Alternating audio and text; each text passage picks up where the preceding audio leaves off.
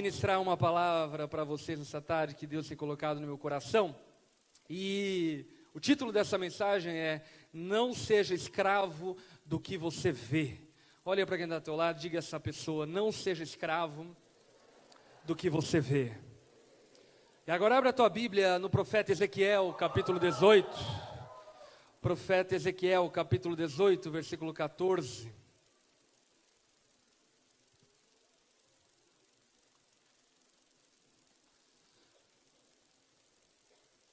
Profeta Ezequiel, capítulo 18, verso 14.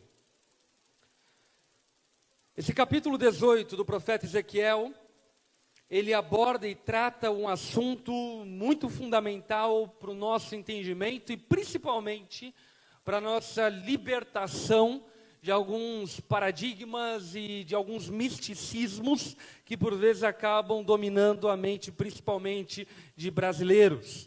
Esse capítulo ele fala basicamente sobre maldição hereditária e como de fato a Bíblia enxerga a maldição e nos dá a entender, e nos dá um entendimento de que Deus ele é soberano sobre qualquer tipo de herança familiar passada. E no versículo 14, Ezequiel, abordando um pouco a respeito desses vínculos familiares, dessas histórias familiares, ele faz uma suposição. No verso 14 ele começa nos dizendo o seguinte: suponhamos que esse filho tenha ele mesmo um filho, que vê todos os pecados que seu pai comete, e embora os veja, não os comete. O profeta Ezequiel está dizendo que esse pai, ele tem um filho, e esse jovem, filho dele, vê a ele, esse pai, como alguém que comete diversos delitos, pecados, é perverso, maligno no seu procedimento. Um pouco antes de chegarmos a esse versículo, o capítulo 18 de Ezequiel vai dizer acerca dos traços de maldade que estão na prática desse pai, desse jovem. E esse jovem cresce vendo esse pai praticar pecados, praticar iniquidades. Ele cresce olhando para esse pai, enxergando nesse pai todo tipo de prática reprovável, detestável, abominável aos olhos de Deus. O texto dá a entender que esse pai desse jovem era um homem violento, um homem ausente na sua casa, um homem usurpador que usava da sua má inteligência para roubar dinheiro dos menos favorecidos, um homem de dura cerviz e etc. E esse jovem cresce dentro desse contexto familiar, olhando as práticas desse pai. Mas embora esse jovem veja todas as práticas pecaminosas que o pai pratica, ele escolhe não praticar e não as pratica. E olha o verso 15, o que o texto continua dizendo. Esse jovem não come nos santuários que há nos montes, nem olha para os ídolos da nação de Israel. Não contamina a mulher do próximo, não oprime a ninguém que exige garantia para um empréstimo. Não comete roubos, mas dá a sua comida aos famintos e fornece roupas aos despidos. Ele retém a mão para não pecar, e não empresta visando algum lucro, nem cobra juros. Obedece às minhas leis e age segundo os meus decretos. Ele não morrerá por causa da iniquidade do seu pai. Certamente ele viverá, mas o seu pai morrerá por causa de sua própria iniquidade, pois praticou extorsão, roubou o seu compatriota e fez o que era errado no meio do seu povo. Contudo, vocês perguntam, por que o filho não partilha da culpa de seu pai? Uma vez que o filho fez o que é justo e direito, e teve o cuidado de obedecer a todos os meus decretos, com certeza ele viverá. Aquele que pecar é que morrerá. O filho não levará a culpa do pai, nem o pai levará a culpa do filho. A justiça do justo lhe será acreditada, e a impiedade do ímpio lhe será cobrada. Amém? Vamos orar mais uma vez. Baixe sua cabeça, feche seus olhos.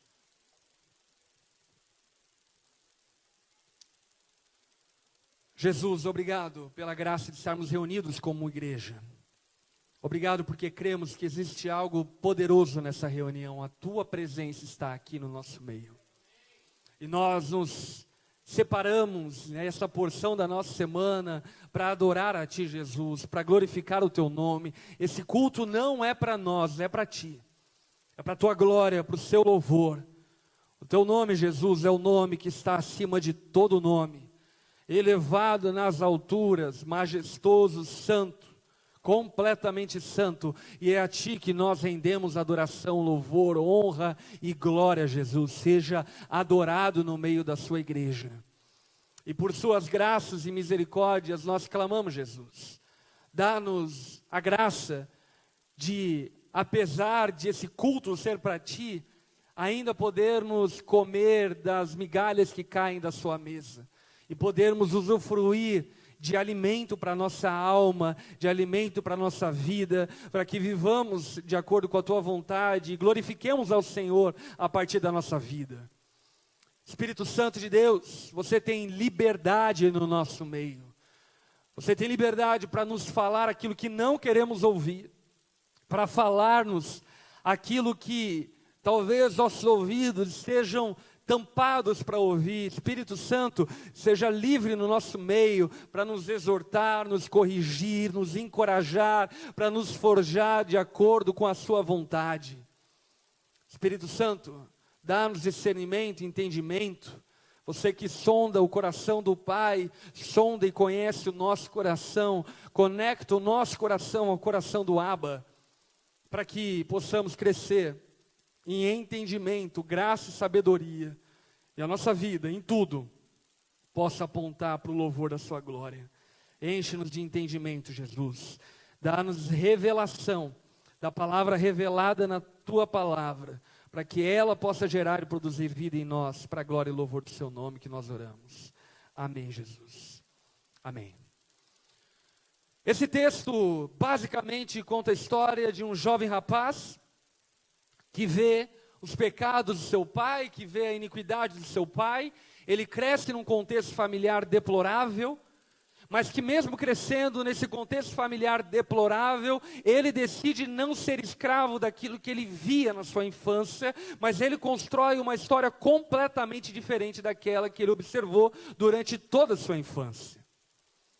E eu não sei como foi a sua infância, eu não sei como é a sua família, eu não sei como é o seu pai, eu não sei como é a sua mãe, eu não sei em qual contexto familiar que você cresceu, eu não sei se você cresceu numa família organizada, estruturada, saudável ou não, mas eu sei de uma coisa: o que essa história nos conta é que, independente da nossa família, foi nos dado a graça e o privilégio de construirmos uma história. E essa história não precisa estar escravizada à nossa família. Não precisa estar escravizada àquilo que nós experimentamos no passado. E a primeira lição que eu quero extrair desse texto e que esse texto nos ensina é que nós não somos escravos daquilo que vemos, mas somos escravos daquilo que cremos. Olha para quem está ao teu lado e diga: você é escravo daquilo que crê, e não daquilo que vê. E isso é muito importante entender.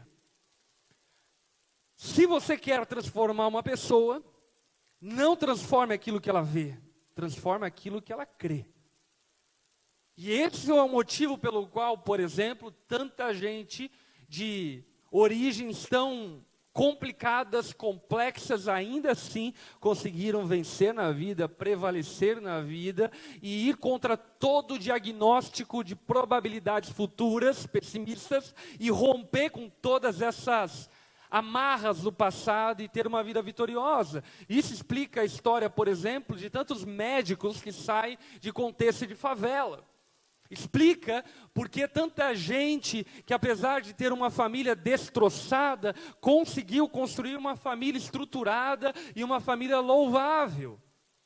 Porque definitivamente nós não somos escravos daquilo que vemos, mas somos escravos daquilo que cremos. Agora, o problema é quando nós passamos a crer apenas naquilo que vemos. Você está entendendo? Você não é escravo do que vê. Você pode transpor a tua visão e viver além da sua visão, porque, aliás, a fé é justamente isso. O que é a fé?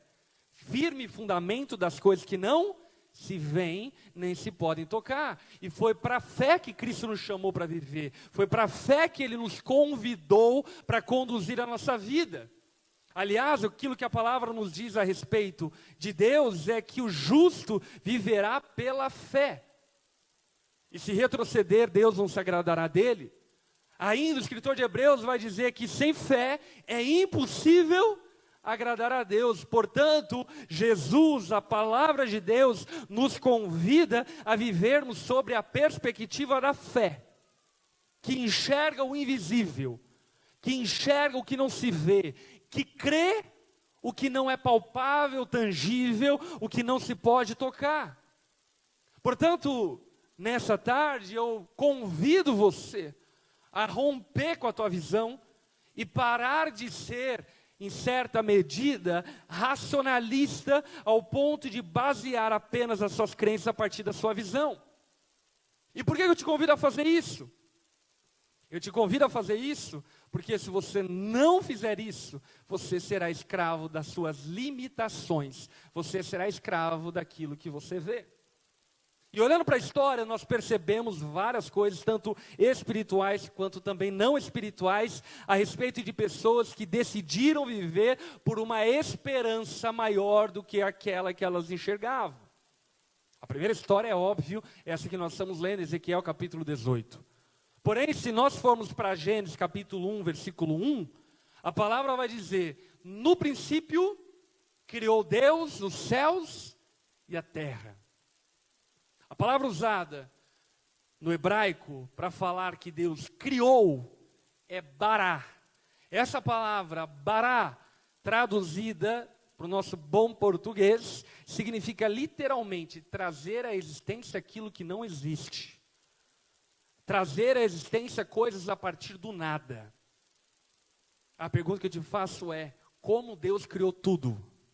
Repete comigo: a partir do nada. Simples assim. O que havia de matéria-prima para Deus criar tudo? Nada. Nada. Ele chamou à existência aquilo que não existia. E disse Deus: haja luz. Houve luz.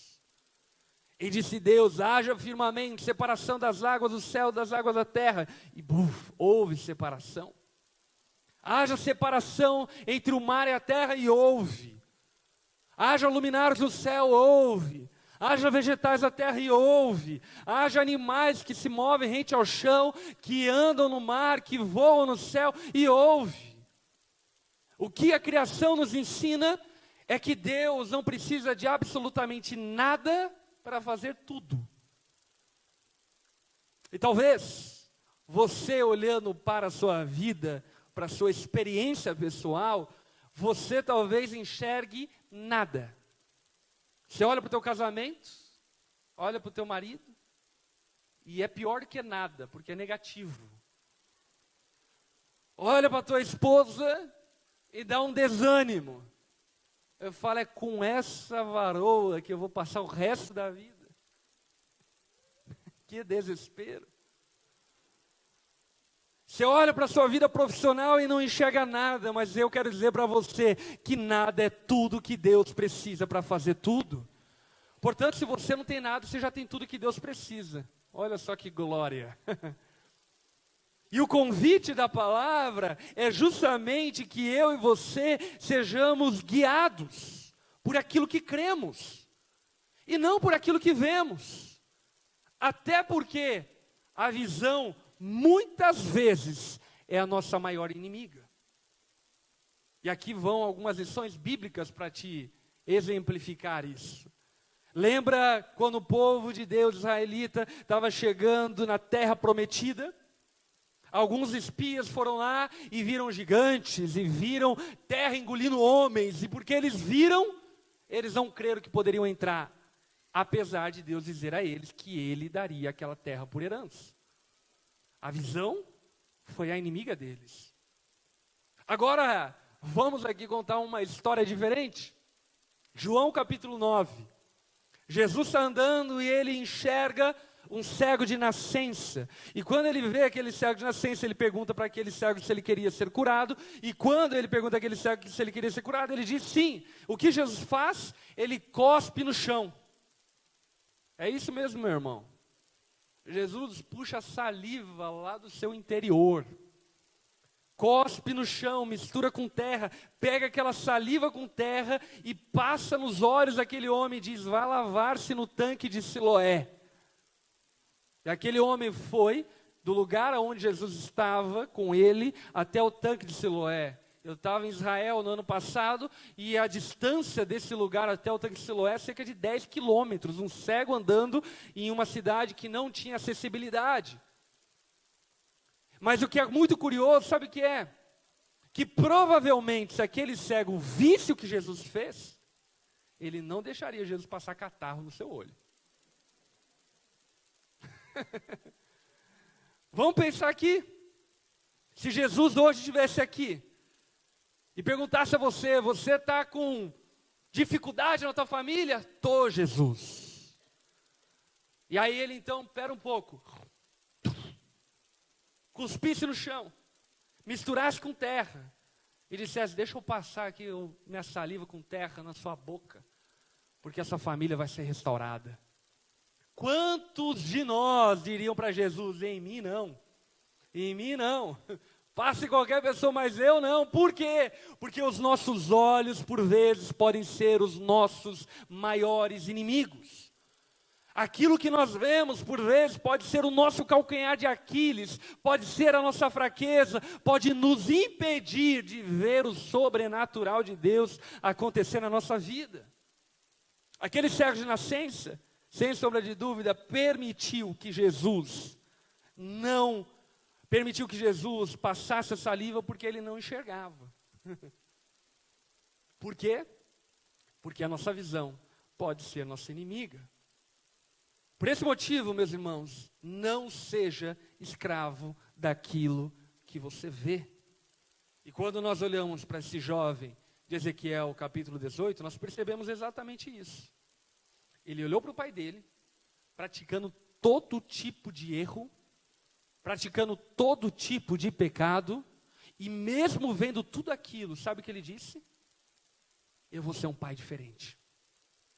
Eu vou ser um marido diferente. Eu vou ser um cidadão diferente. Eu vou ser diferente do meu pai. Porque eu não sou escravo daquilo que eu vi e aprendi durante toda a minha infância.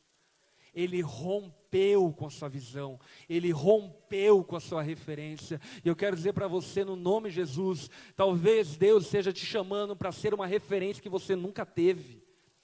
Talvez Jesus esteja te chamando para ser um exemplo que você nunca teve. E para isso você vai precisar parar de se vitimizar a respeito daquilo que você viu.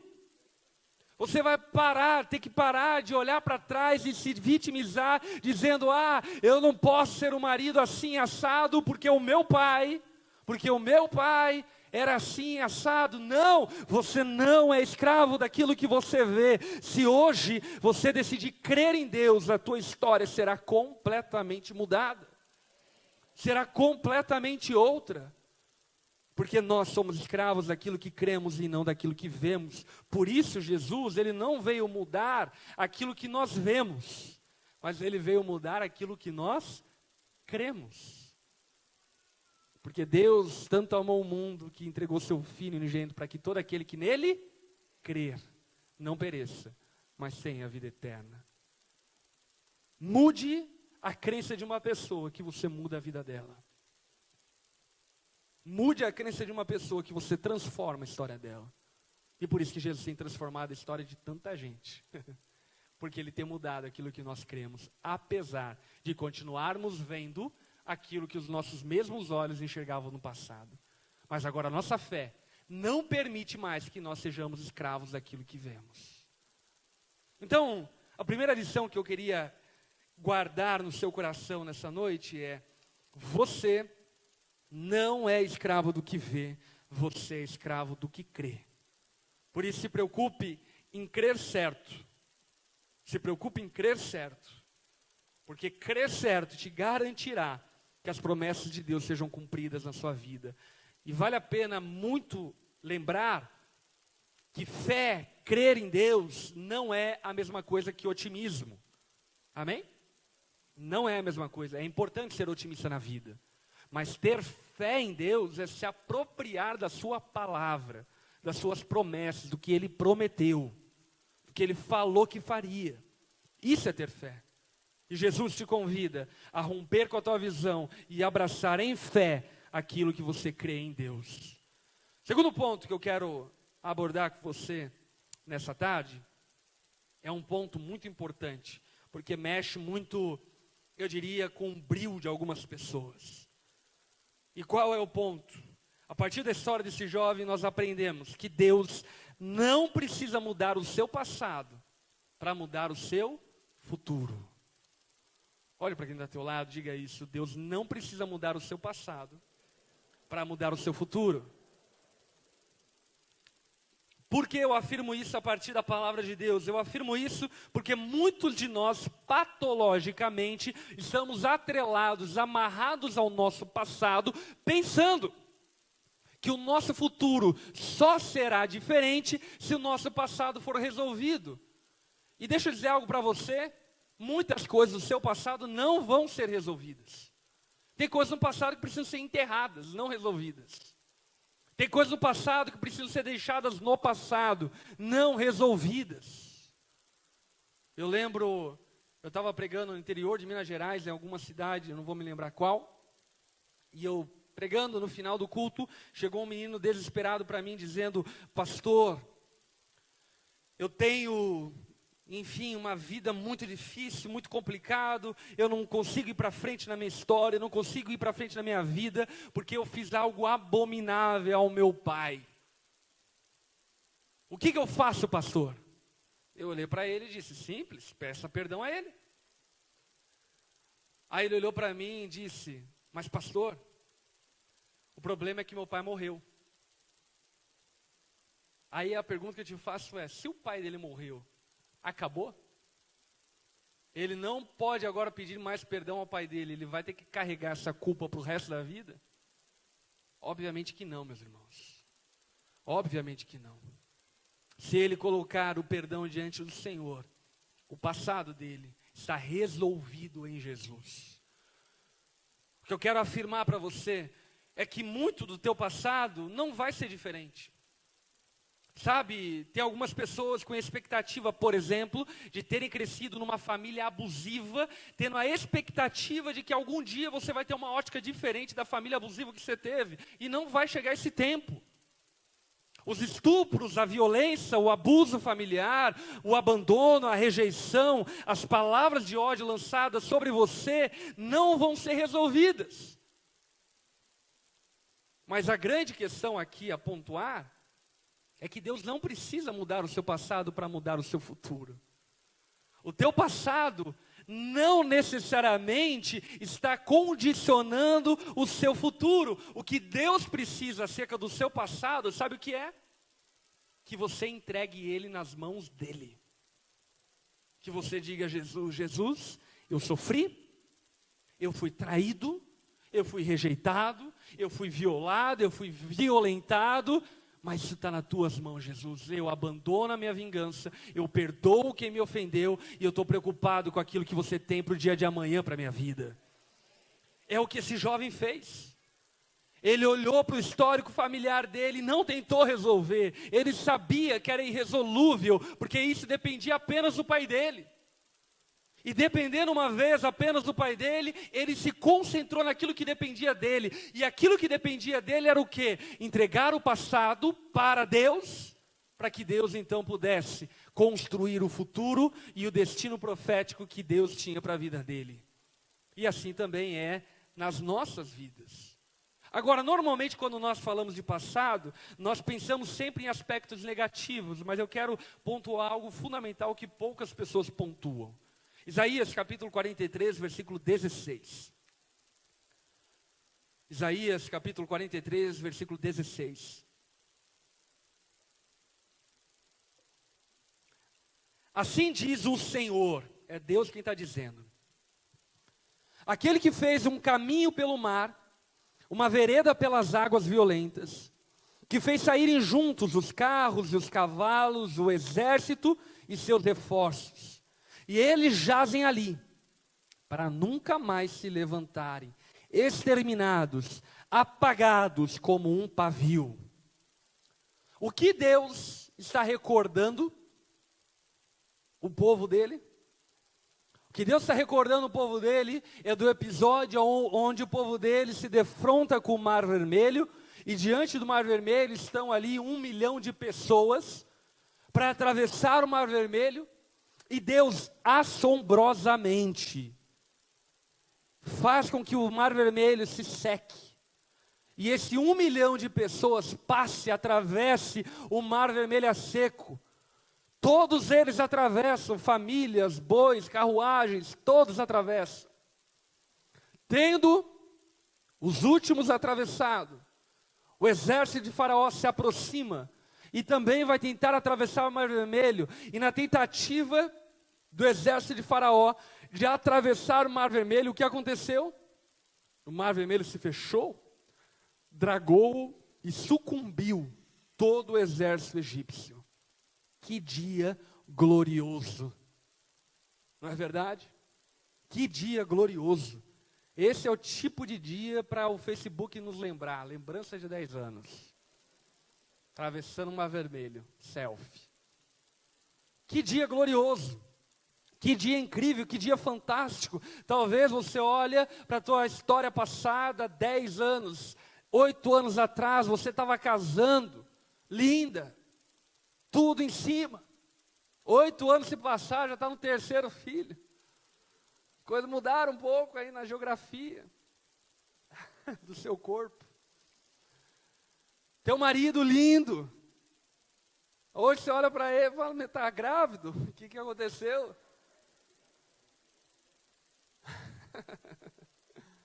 Agora olha só o que Deus diz. Em Isaías ele continua dizendo, esqueça o que se foi. Não viva no passado. E o que eu quero que vocês percebam é que Deus está pedindo para que o povo dele esqueça algo bom, não é algo ruim. Porque por vezes nós pensamos que Deus quer que apenas esqueçamos aquilo que foi ruim, e Deus está chamando o povo dele para esquecer aquilo que foi bom.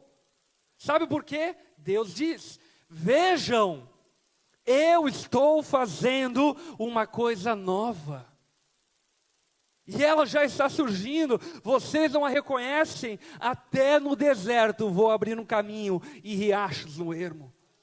O que Deus está dizendo é, se teu passado foi bom, o futuro é ainda mais glorioso. Se eu abrir o Mar Vermelho no passado, no dia de hoje eu tenho o Rio Jordão para abrir, e no dia de amanhã a gente pode abrir o Mar da Galileia, qualquer mar, não importa. Por quê? Porque quem está comigo está atrelado a viver em novidade de vida. Por esse motivo, meus irmãos, não amarre a tua vida no passado, seja teu passado bom ou ruim. Não tente mudar o seu passado, seja ele bom ou ruim. Pare de olhar para o teu passado nostalgicamente.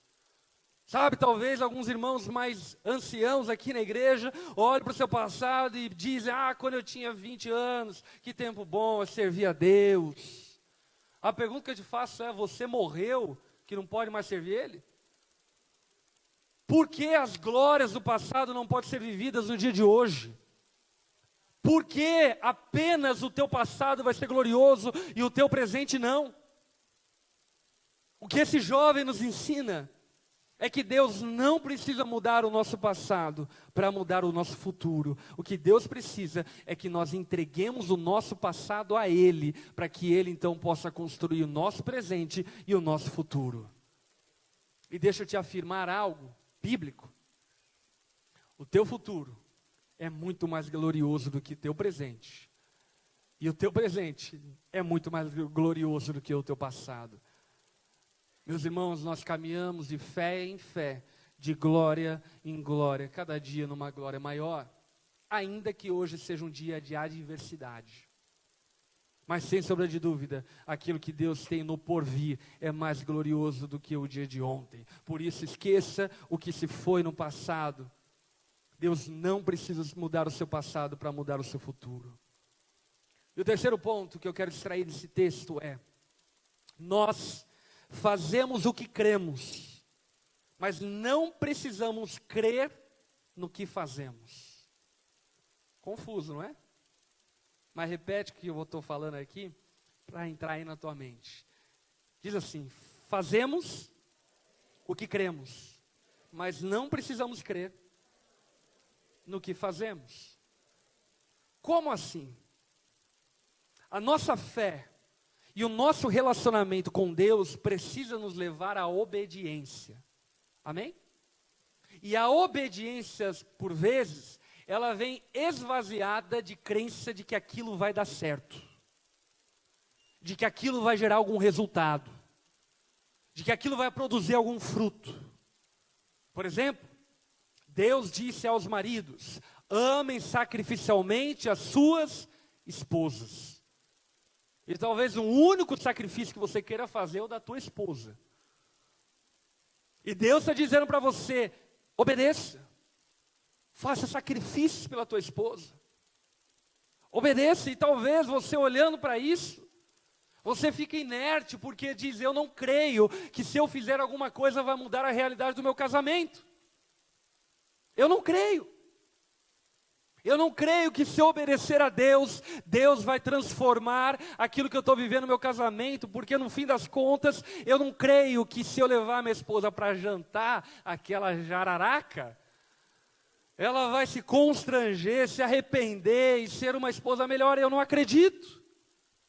Escuta o que eu estou falando, você não precisa acreditar, você precisa obedecer. A obediência é fruto de crer em Deus e não de crer nas circunstâncias. A obediência é fruto de saber a quem nós servimos. Nós servimos a um Deus que não é homem para mentir. Servimos a um Deus que jamais envergonhará aqueles que o buscam, aqueles que confiam nele. E por esse motivo, as nossas obras não necessariamente precisam conter crença nelas. Você não precisa crer nas tuas obras, você precisa crer em Deus. E por isso praticar as boas obras. E por que eu afirmo isso? E eu afirmo isso, obviamente, com fundamento bíblico, mas eu afirmo isso por conta da minha própria experiência conjugal. Eu tenho 11 anos de casamento. Casei, eu tinha 19 anos de idade. Minha esposa, 18. Meus irmãos, a minha adolescência toda foi vivida fora da igreja.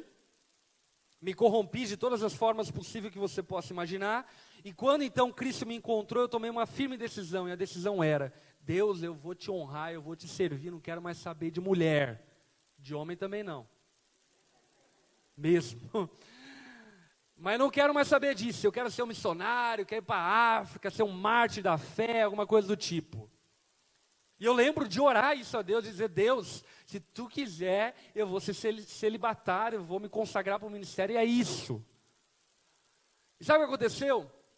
Quando eu entreguei o meu passado a Deus, eu lembro até hoje, 4, 5 meses se passaram, eu estava na igreja, encostado na parede, do meu lado, estava um amigo meu que hoje é pastor, junto comigo na Onda Dura, ele pastoreia uma das nossas igrejas lá no Rio Grande do Sul. E aí então entrou uma menina na igreja. Na hora que entrou aquela menina na igreja, eu olhei para ele e disse: eu vou casar com aquela menina.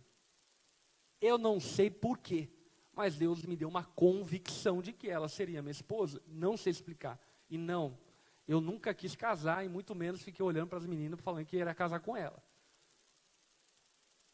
E Coincidentemente, naquela semana, aquela menina que entrou na igreja veio no Orkut dar em cima de mim. Veio com conversa mole, começou a jogar conversa, tal, a gente começou a conversar. Eu não queria cometer o mesmo erro, fui investigar, enfim, a vida dela, os antecedentes criminais, antecedentes familiares. Enfim, eu queria casar com uma menina crente. Porque, enfim, carnal já basta eu quero uma mulher espiritual. E aí fiz todas as investigações e tive certeza que de fato ela era a mulher que eu deveria casar. Enfim, de origem batista, uma batista muito batista, aquela que, enfim, se bater palmas na igreja está chamando o diabo. Eu lembro quando eu fui ver minha sogra pela primeira vez, eu usava alagador, ela olhou para mim e disse, sabia que demônio entra pelo esse buraco?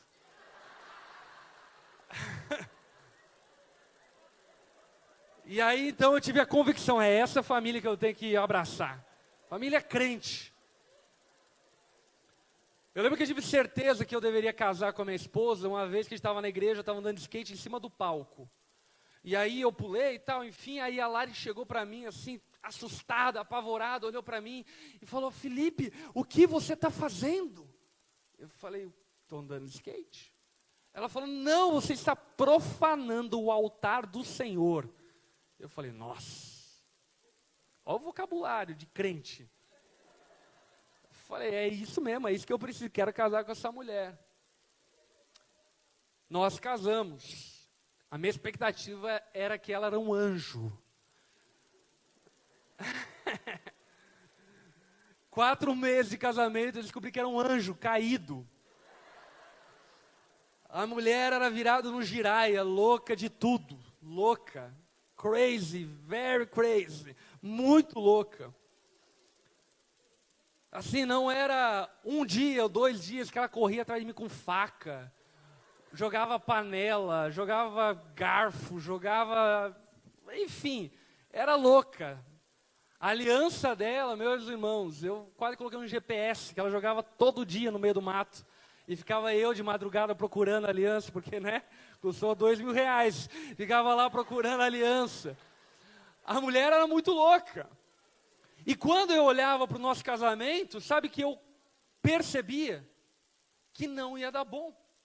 Aí você imagina eu com 20 anos, jovem, com essa mulher louca dentro de casa. Eu falava, o que eu fiz com a minha vida? 20 anos. É 1/4 da minha vida que eu vivi longe dessa louca. Agora todos 3/4 é com essa mulher aqui. Você está maluco? E sabe, meus irmãos, foi uma prova, eu posso afirmar para você, de fé. Porque a minha tentação era me apegar àquilo que eu via. Era me apegar àquela mulher que eu via e dizer para mim mesmo, a gente nunca vai dar certo, a gente nunca vai ser feliz, nós nunca vamos ter uma família legal, nunca, nunca. Mas eu olhava para a palavra, e a palavra me dizia, ame sacrificialmente a sua esposa. E aí então, lutando contra a minha visão, eu decidi me apropriar daquilo que eu creio, e não daquilo que eu vejo. E dessa maneira, então, eu comecei, então, a obedecer a Deus. E várias vezes, enfim, preparava um jantar, mas na verdade queria preparar uma cova para ela. Várias ocasiões de dizer que amava, mas na verdade queria falar, eu te odeio, morre. Mas eu lutava contra a minha visão e me apropriava daquilo que eu cria. Eu cria que o meu Redentor vive e por fim se levantará. Eu cria que Deus faria alguma coisa. E quando eu digo que Deus faria alguma coisa, não crendo que seria nessa vida. Eu já tinha abandonado a experiência, a ideia de ter um casamento feliz nessa vida. A minha perspectiva, expectativa estava, Deus, eu vou ser um mártir, essa mulher vai me matar. E algum dia vão testemunhar no mundo dizendo que eu amei ela até o fim. Eu tinha perdido completamente as esperanças a partir do que eu via. Mas eu nunca perdi as esperanças a partir daquilo que eu cria. E esse é o ponto. Enfim, nesses 4 anos tentei fazer de tudo. Tentei expulsar demônio. dei volta de Jericó, fiz jejum, fiz promessa, fiz propósito, fiz tudo que você pode imaginar. Não saía demônio. Era mais fácil se fosse, né? Mas não saía.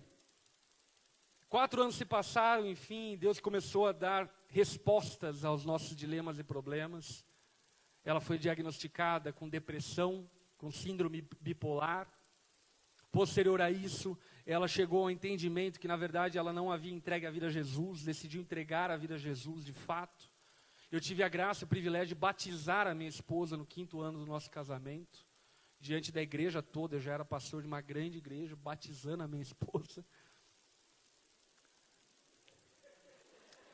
Coisas que Deus faz.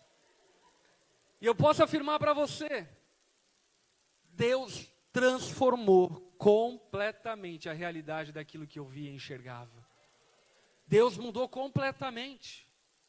E aquilo que eu quero que você compreenda, é que você não precisa crer naquilo que você faz, você precisa crer no Senhor. Sabe, talvez você não creia, por exemplo, que deve entregar seu dízimo, que seu dízimo vai fazer com que o céu se abra sobre você. Talvez você não creia nisso. E sabe, os crentes estão pouco crendo, né? Você não tem que crer no que você faz, você tem que crer em Deus. Se Deus disse, amém. Se Deus falou que é assim que eu deveria fazer, eu vou fazer. Porque eu não creio no que eu faço, eu creio no Deus a quem eu faço. Eu não creio nas minhas obras, eu creio no Deus a quem eu sirvo. E essa é uma chave importantíssima. Aquele jovem, quando olhou para a história do pai dele, ele decidiu ir no contrafluxo. E o texto diz, em Ezequiel 18, que ele decidiu obedecer aos decretos de Deus e sujeitar-se às ordenanças da lei de Deus. Ele decidiu praticar diferente do pai. Ele decidiu obedecer. Ele falou, eu vou construir uma história diferente. Eu não sei se isso dá certo, porque a história do meu pai não tem como me ensinar isso. Mas eu decidi crer. Eu decidi crer em Deus e obedecer a sua palavra. Ei, esposa, decida crer em Deus. Comece a submeter ao seu marido e veja se Deus não vai fazer algo na tua casa. Marido, escolha obedecer a Deus. Comece a amar a tua esposa sacrificialmente. Faça sacrifícios devidos do teu futebol. Faça sacrifícios devidos do teu lazer, do teu conforto. E veja se Deus não vai abençoar a tua casa. Pais, escolha obedecer a Deus. Discipule seus filhos. E veja se Deus não vai surpreender vocês. Porque no fim das contas nós precisamos nos apegar ao Deus a quem cremos. E não às obras que praticamos. Amém? Romanos 8, 24. Pois nessa esperança, diz o apóstolo Paulo, fomos salvos. Mas esperança que se vê não é esperança. Preste atenção no que Paulo está dizendo. A esperança que nos salvou é invisível. Nós não vemos, mas ela nos salvou. A esperança que se vê não é esperança. Portanto, o que o apóstolo Paulo está nos dizendo é que nós devemos abraçar as promessas de Deus, a esperança que há em Deus, porque a esperança que não se vê não é esperança. E eu e você somos salvos por meio das coisas invisíveis e não das visíveis. E vivendo em esperança, vale a pena lembrar uma frase de Martim Lutero, que ele diz o seguinte: quando eu olho para mim mesmo, eu não vejo motivo para ser salvo. Quando eu olho para Jesus, eu não vejo motivos para me perder. É uma questão para quem você olha e para o que você olha. Quando nós guardamos nosso coração em esperança e depositamos no Senhor, sabe o que acontece? A esperança, ela nos garante força para estabelecermos uma família triunfante, uma família gloriosa. E isso só pode se fazer por meio da esperança. Sabe, Deus tem um futuro muito melhor que o teu passado e muito melhor que o seu presente, se você crê. E com isso eu não estou falando que é sobre essa vida aqui agora. Talvez, de verdade, você morra crendo que Deus vai fazer algo no teu marido. E talvez Deus não fez nada no seu marido. Mas a palavra de Deus não volta vazia. Ele fez algo em você. E existe algo glorioso te esperando na eternidade. Sabe, meus irmãos, por vezes nós nos tornamos crentes terrenos demais. A palavra de Deus nos lembra e nos fala que essa vida, ela é como um sopro. Que ela é como um orvalho, que logo sai de manhã e vem o sol e dissipa. Essa vida é transitória, é passageira, é rápida demais. Não condicione a sua fé e a sua esperança nessa vida. Na galeria dos heróis da fé, em Hebreus capítulo 11, a palavra narra diversos heróis da fé. E encerra dizendo que todos eles creram até o fim e nenhum deles viu o cumprimento das promessas de Deus na vida deles. Mas pode ter certeza que Deus não é homem, nem filho de homem para que minta. A herança e a glória que Deus havia prometido a esses homens e mulheres está reservada a eles na eternidade. Assim como para mim e para você. Portanto, a esperança nos garante força para estabelecermos uma família saudável. É a esperança. A esperança de que você pode ser um bom pai. A esperança de que você pode ser uma boa mãe. A esperança de que teu casamento pode dar certo. Te garante uma família saudável. A esperança nos garante força para edificarmos a igreja. Sabe, meus irmãos, líder de célula precisa ser crente. Crente, sabe o que é crente? Crente é aquele que crê no que não vê. Crê em Deus. Às vezes você olha para a tua célula e não vê esperança. Só tem curva de rio naquele lugar. Eu falo, Deus, os piores você mandou para cá. Isso aqui não vai dar certo nunca. O inferno pode se transformar em céu, mas essa célula não se transforma em nada. E deixa eu dizer para você, o grupo dos discípulos de Jesus eram assim também. Só curva de rio. E Deus fez. Sabe, meus irmãos, eu comecei a implantar uma igreja em Balneário Camboriú há 6 anos atrás. Eu lembro que todo fim de semana eu pegava minha esposa, viajávamos até Balneário Camboriú para implantar a igreja. Com uma família que havia nos recebido lá naquela cidade. Todo domingo, pagando do meu bolso, viajando, estrada. Esposa grávida. Enfim, diversas adversidades. Várias vezes a gente chegava lá e a única família que tinha naquele grupo pequeno não estava lá. Faltou o grupo pequeno. Mas eu nunca deixei de crer. Hoje nós temos uma igreja, enfim, vitoriosa, gloriosa, em Balneário Camboriú, em Itajaí, que surgiram a partir de Balneário Camboriú, a partir daquele grupo pequeno e da minha plantação chorando, em fé, crendo que Deus faria algo que eu não conseguia ver. Portanto, eu quero dizer para você, meus irmãos, que a esperança em Deus e nas suas promessas nos garante força para edificarmos a igreja, apesar de não vermos. Isso me faz lembrar, inclusive, quando nós entramos no espaço que hoje nós estamos na igreja que eu pastorei localmente lá em Joinville. É um terreno de 25 mil metros quadrados. E quando nós entramos em negociação com o proprietário do terreno, enfim, nós temos lá um contrato de locação e compra, enfim, um contrato lá. Eu lembro que quando nós entramos em negociação, eu me comprometi com o proprietário daquele terreno a investir R$1,5 milhão na reforma daquele espaço. Sabe quanto dinheiro que a gente tinha na conta da igreja? R$50 mil. Enfim, 3 anos se passaram, a gente investiu R$1,5 milhão. Como? Não sei. Só para contar um testemunho bem pentecostal mesmo.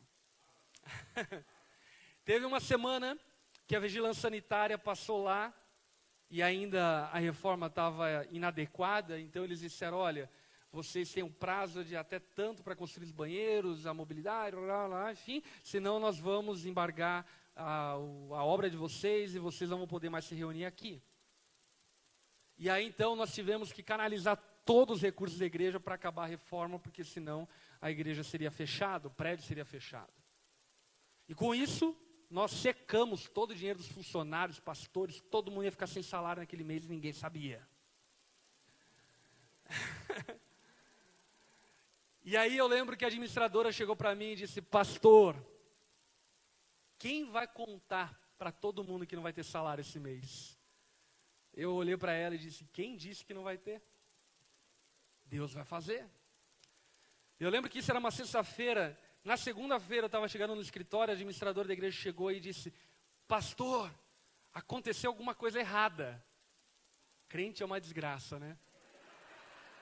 Prefere crer que o milagre é um erro do que um milagre. Ela falou: aconteceu uma coisa errada. Eu falei: o que, filha? Caiu na nossa conta R$150 mil. Eu falei: mas que erro bom esse, né?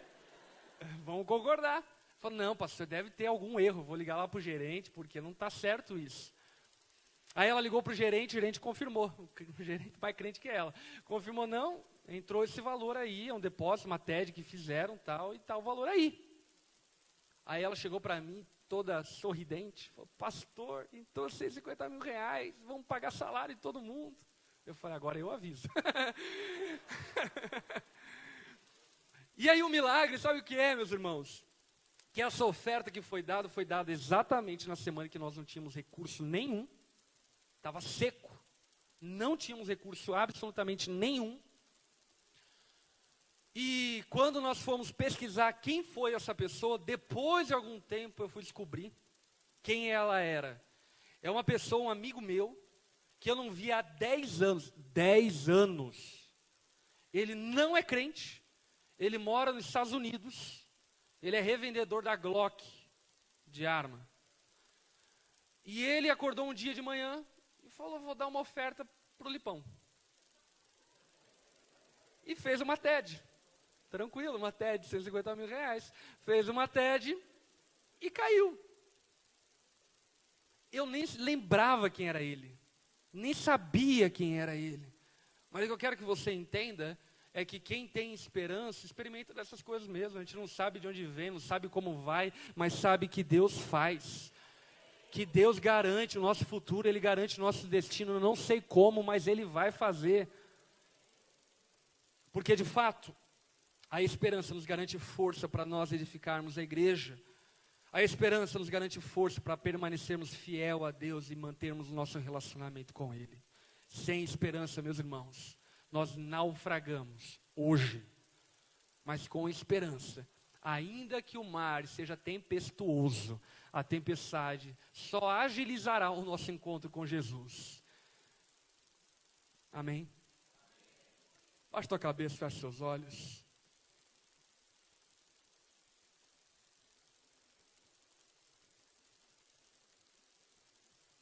Se você está aqui essa noite, e talvez as tuas esperanças, ao entrarem nesse lugar, estavam minadas.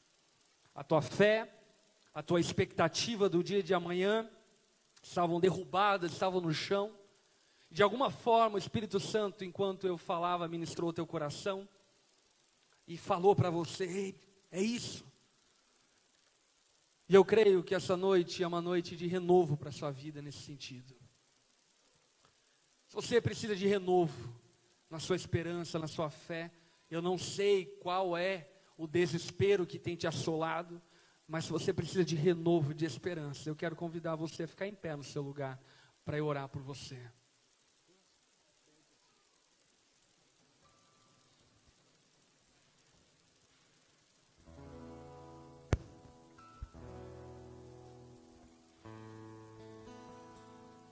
Aí no seu lugar mesmo, estenda suas mãos como recebendo, deixa eu orar por você. Espírito Santo de Deus, enche-nos de Ti, enche-nos de Ti, enche-nos de Ti, Espírito Santo. Enche o nosso coração de expectativa, de fé, de esperança.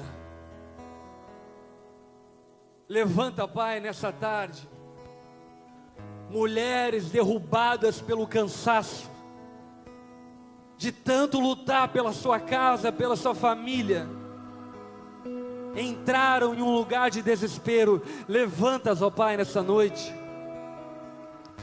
Levanta, ó Pai, homens abatidos com as adversidades, circunstâncias da vida. Levanta-os, ó Pai.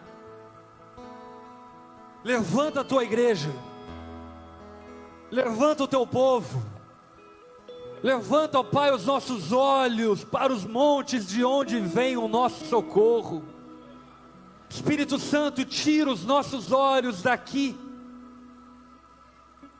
Não permita-nos sermos escravos das circunstâncias que nós vemos. Nós, ó Pai, levamos cativo o nosso coração a Ti. Levamos cativo a nossa mente a Ti. Somos escravos da justiça, escravos da nossa fé, escravos daquilo que cremos, escravos do Senhor, não da nossa visão. Encha, ó Pai, as nossas vasilhas nessa noite de esperança. Famílias que talvez perderam a esperança de que o Senhor pode fazer algo nessa noite, reabasteça de esperança essas casas. Filhos que perderam a esperança de ver os seus pais no Senhor, reabasteça a vida deles de esperança. Espírito Santo de Deus, encha-nos de expectativas.